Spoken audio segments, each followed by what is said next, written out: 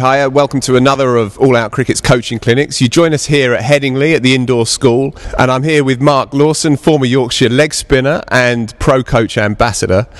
Today we're going to be looking at leg spin, off spin, left arm spin as well, and the whole nature of spin bowling, and especially how to generate spin bowling. What are the key components that make up a good spinner? I think there are two or three things. One thing that I was always encouraged was to have a strong repeatable action, so trying to do the same thing over and over again so that when under pressure I can still perform. A strong grip is important, so looking to have 2 fingers up, 2 fingers down and my thumb just off the ball. Getting side on in my action is very important, so that allows me to rotate a full 180 degrees to generate the ultimate amount of spin. Especially being side on and rotating 180 degrees applies right throughout all the arts of spin bowling. The best, in my opinion, Shane Warne, the amount of energy he generated, not just from his grip, but from his whole body, from the energy he created in his run-up, that helped him be so successful in the amount and the speed in which he spun the ball. A lot of the work that I'm able to pass on to these young cricketers here, it's come from what I've learned over, nearly 10 years working with the great Terry Jenner. Also had an opportunity to play against Shane Warne at Hampshire, have a sit down at the end of the game and have a chat to him, which was really worth its weight in gold. It's a fantastic opportunity to talk about leg spin with the greatest that's ever bowled leg spin. It's one way we can really learn to bowl every single ball there is. This is where pretty much every variation that's ever been bowled in cricket has been learnt. So the doosra, the top spinner, the googly, the flipper, and we can get this wrong 1,000 times and it doesn't matter. There's no batsman there's no pressure on us, and we can really strengthen up our wrists. And I reckon I can bowl 100 leg breaks in about 3 minutes just doing this. Whereas I don't need an expensive hall. I don't need to be on a cricket field. I can be at home practicing this.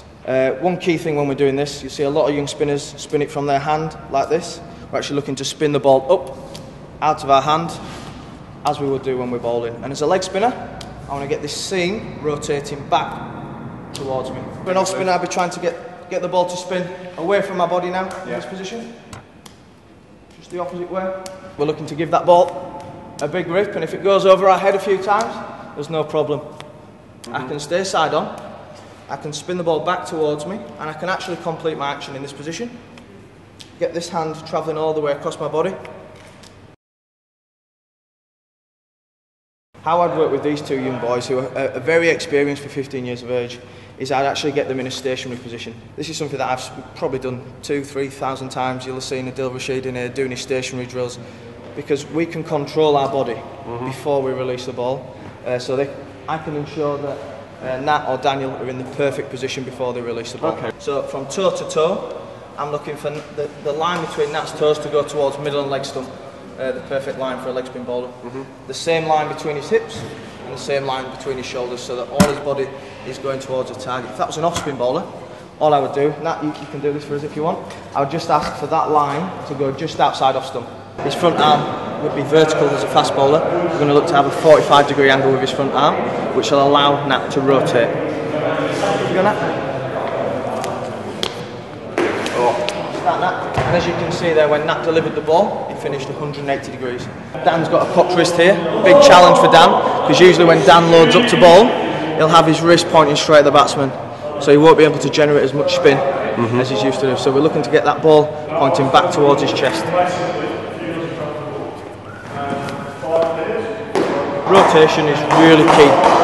Not only will that allow us to spin the ball, but rotating 180 degrees will help us be more accurate. The speed in which the ball turns, the speed in which the ball drops in the air, that will really challenge the best batsman. Big spin as a junior cricketer will be fantastic. You'll take loads of wickets, but going through the cricketing ladder as you step up, it's the quality, the shape of the ball in the air and the pace in which the ball spins that will really challenge the batsman. Now, in order to do this, we've got to create energy. Energy, we can get it from anywhere. It starts in our run-up. As a spin bowler, we're identical to a fast bowler. We're looking to build momentum.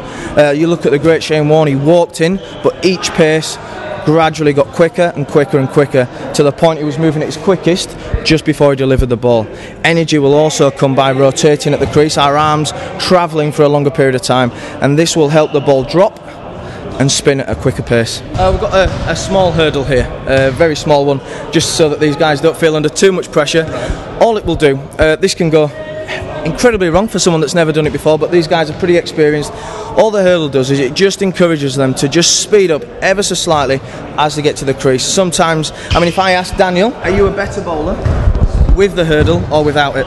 With the hurdle. With the hurdle, without a doubt. Nat, would you go for this? Yeah, definitely. And the answer's the same here as well, because I generate more energy. If I watch Dan bowl without the hurdle, he probably gets about that far off the ground. Right. And just to clarify, we're not encouraging people to jump up. That is certainly not what we're trying to do. We're encouraging people to jump forwards.